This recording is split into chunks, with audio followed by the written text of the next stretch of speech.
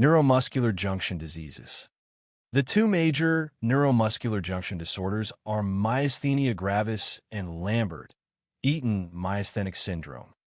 Myasthenia gravis is the most common neuromuscular junction disorder.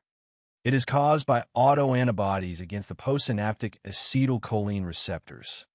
The clinical presentation includes fatigable muscle weakness, with symptoms such as ptosis, diplopia, proximal muscle weakness, and in severe cases involvement of the respiratory muscles leading to dyspnea.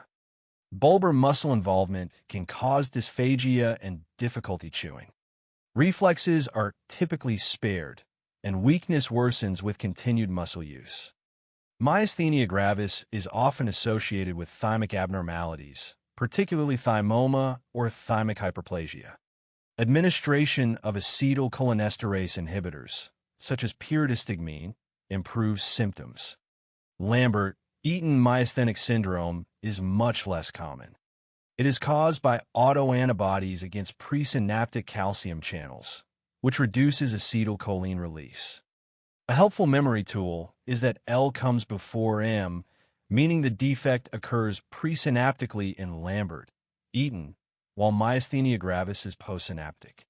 Clinically, patients present with proximal muscle weakness along with autonomic symptoms, such as dry mouth, constipation, and impotence. Hyporeflexia is common, and unlike myasthenia gravis, symptoms improve with muscle use.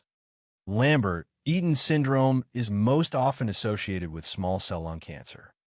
Administration of acetylcholinesterase inhibitors has minimal effect in this condition. Raynaud phenomenon. Raynaud phenomenon is a reduction in blood flow to the skin caused by vasospasm of small arterioles in response to cold or emotional stress.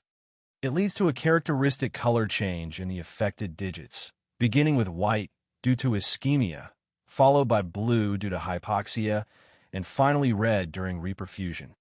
Raynaud most often affects the fingers and toes. When the phenomenon occurs as a primary idiopathic condition, it is called Raynaud disease.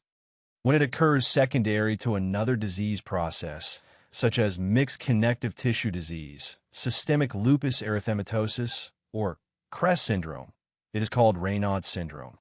In secondary cases, critical ischemia can result in digital ulceration. The treatment of choice is calcium channel blockers.